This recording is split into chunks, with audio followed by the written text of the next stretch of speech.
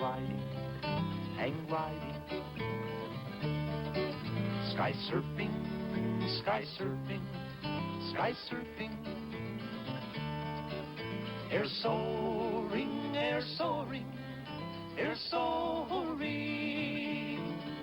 sky surfing, air soaring, could never explain the feelings you get can't be put in a name.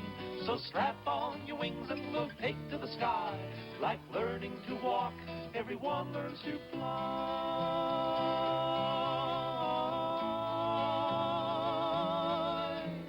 Come running down a gentle hill, you're facing to the wind. Your feet are getting lighter as you feel the lift begin. One final step, you're airborne, and soaring you can fly, and realize the feeling of freedom with the sky. Yes, and that freedom has been sought by man ever since he first watched a hawk circle a hilltop or an eagle ascend a thermal into the clouds. But it wasn't until recently that the pure, functional lines of a bird's wings were effectively translated into a design made for man. And the hang glider was born. Today, it's one of the fastest growing sports in America. Wishing to feel the freedom of flight, actress Margot last summer took her first lesson from expert Pat Conniry. And the reason that this is such a good design, we'll go around in front. Now I'll show you. The way the kite's sitting now is basically the flight attitude. And it comes through the air, nose up. Nose up? And nose up. You're flying like at about a 4-to-1 glide angle. Now what makes this design so stable is you can see the two cylindrical shapes as the wind goes underneath. Flows in at an angle about like this, splits on the keel, and causes two counter-rotating circles out the rear of the ship, and they're called wingtip vortices. That's what makes it so stable. As the ship is flying through the air, if the wing starts to go down, this one will keep this wing up, and this one keeps this wing up. And so theoretically, when you're flying and you get your airspeed up and you're all trimmed out, you can take your hands off and it'll fly all by itself in trim. But like any other airfoil, it has a center of pressure. That means in one place on the airfoil, there's more pressure than another. On this design, it comes out right where you hang from. So your strap hangs from the center of pressure, and you're actually shifting your weight forward and back and from side to side. But when you're in the seat and you're flying, if you think about moving your body, you'll just twist your body and nothing will happen because you're suspended. How do you do it forward and back? Do you pull the bar in? Right. Push the bar out? It's like driving a car. You want to make a turn? Yeah. This way. If you want to dive, you pull it in. If you want to go up. If you want to dive, you pull it in? Right. If you want to dive, you pull it in, which puts your weight forward. Okay. But you just have to forget about shifting your weight and think about moving the control bar. Because that's what makes the ship fly, is moving the control bar. Okay, now I'll go down the bottom and watch you come down. The theory is that I was really anxious to fly. And while I waited, I thought about Pat. And I wondered why I instantly liked him, felt secure with him as an instructor and a human being. I think it was because he made it all seem so easy. As easy as taking a walk. That's all you have to worry about. Now we're going to run as hard as you can. Keep it in a neutral position. So just relax and don't be nervous. Run, run, run, run, run, run, run. So when it came my turn, I was totally at ease. What I didn't know was that Pat was guiding the plane from behind me to build up my confidence. But the second time around, he cut the cord, threw me out of the nest. Now push out, push out. And I realized the hard way that I had quite a few things to learn. See, we were running, you had the control bar out here as your weight went into the seat and you started flying, which is about that far away, which puts the kite in a nose-up position, and we just mushed like a parachute all the way down the hill. Now, what we can do different is when you run, when your weight goes into the seat, if you have the control bar in here 4 to 5 inches away from your body, then it will pick up airspeed, and you'll... Closer, yeah. Closer. Okay. Then the airspeed will make the foil work for you and create some lift, and then you'll get your airspeed going, you'll get an actual glide angle going. Now run! Okay, now push out! Push out! Woo! All right! After several days, I was graduated from the beach scene in Los Angeles, and we went back up into the hills of Palos Verdes, where the flights can be as long as half a mile. But the first time we went up, Pat gave me a guided tour. I don't know, maybe it was the greater height, but I was suddenly very uncomfortable with the whole thing. I'm slipping right out of the seat. What's happening? What's happening?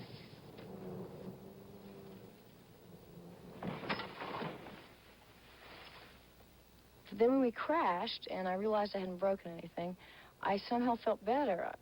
I don't know, it's like that margin of error you discover when you fall off a bike the first time and you climb back on with more confidence. Okay. Here we go. Run. All right. And the next time we flew down, it was pure joy. Oh, my God. Feels so good. Oh, yeah. From the ground, it all looks so easy. It looks as effortless as it appears for a seagull to ride the wind at the edge of the sea. But just like a seagull, you've got to learn about the wind.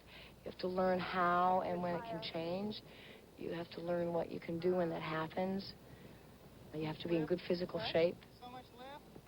And like all things worth the effort, you've got to work hard, you've got to stay alert. This flight was on Pat, so I just sat back and I relaxed. Maybe a touch too much. You gotta put your feet down. What? You gotta put your feet down. I did. No, I gotta put them down when we land. Did you get hurt in your face? No, that's all right. So we could land on our feet. Something happened in the middle. I suddenly went, what am I doing? What am I doing? And then it was all right.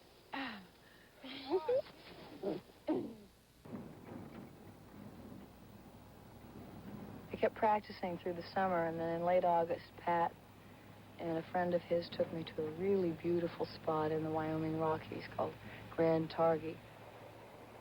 It's one of the best-known hang gliding ranges in the country. It's located about 11,000 feet above sea level. Okay, when he takes off, you watch exactly his pattern. You want to watch, where he heads out. Pick out a couple of trees down there that, kind of groovy flies. So you really don't have to worry about that. Just in that general direction towards the potato field. You want to get over the potato field and then make a right. You want to follow his route. It's going to be a weird takeoff, isn't it? I knew that this was going to be more than a little spooky. But seeing all those other gliders took some of the edge off my fear. Ooh. But by no means all of it. Up, little bumpy. Yeah, but I won't be able to know how much until he tells me. See, it's smooth once you get around the point. It's just right in here. What's he doing? It's going to go out in the potato field, just like you were going Shouldn't to. he turn the other way? No, he hasn't made it over the trees yet. Really? Well, it's really hard to judge. Oh, I see. Now he'll make his turn. This wind's really good right now. Everybody had told me that they're nervous on takeoff. If you're not nervous, they said to me, then you're in real trouble because you've lost respect for what can happen if you're not careful. Pull in, pull in, pull in. Keep it in, keep it in. You all right? Well, from that premise, at least, I had no troubles at all, except that too much fear can be as hazardous as too little fear. You do the same thing. You see, you're pushing out too far in takeoff. Okay. When you run, and when you go into the harness, at that point, you're at the right speed. So you could just fly right at that attitude, straight out. You don't have to bring the nose up. You don't have to buffle the nose down. You just leave it right where it is and go straight out. It's a matter of, you're thinking that you have to do something. You don't have. If you've got the bar in the right place and you've entered your harness position correctly, you don't have to do anything. You'll just hold. You'll be. I felt like I was going like that. I guess I didn't get far down. Ready? Uh-huh.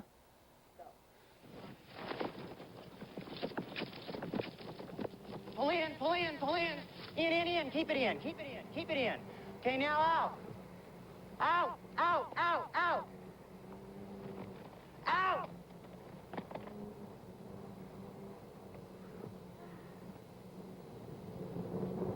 Oh, my God. Oh, my God.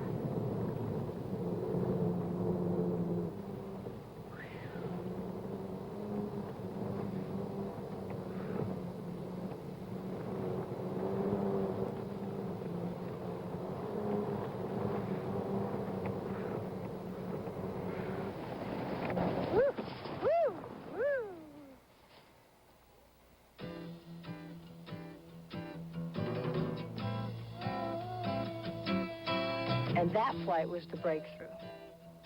Now I knew I could do it. I could control the plane, my fears on takeoff.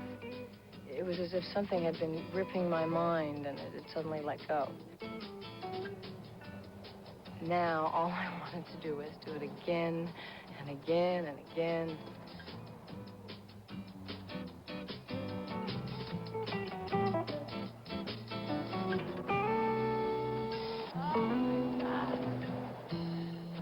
After each flight I made, I felt a little bit freer.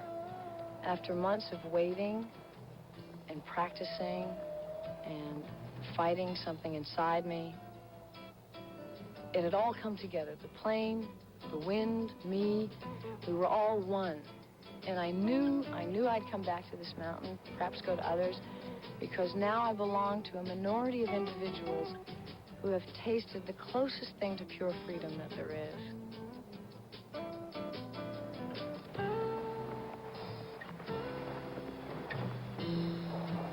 It's not a daredevil sport. You know, people don't go into it because they want to be daredevils. They go into it because it's an incredible sense of freedom and beauty and grace.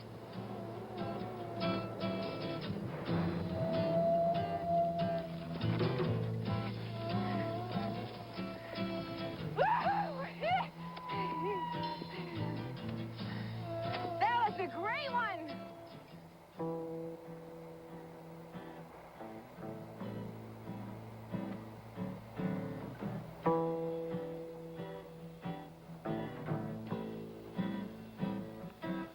Mr. Smooth,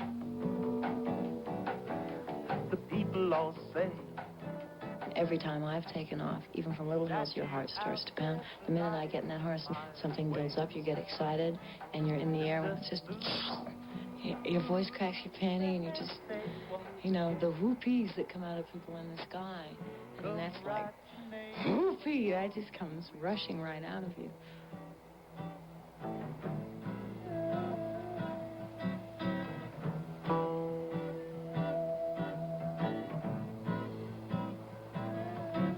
Mr. Smooth is soaring the ridge across the valley on that invisible bridge. Mr. Smooth, your heart blowing my mind.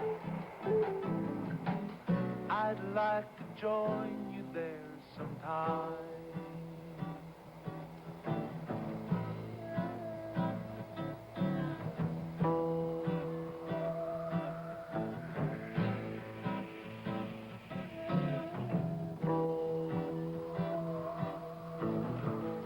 Would I ever become as fine a pilot as Pat or a handful of others I saw that afternoon? Perhaps, but I somehow doubt it. Mainly because I have too many other things in life to do. But something tells me I'll be better prepared for whatever lies ahead for having known Pat. And for having learned how to ride on the wind.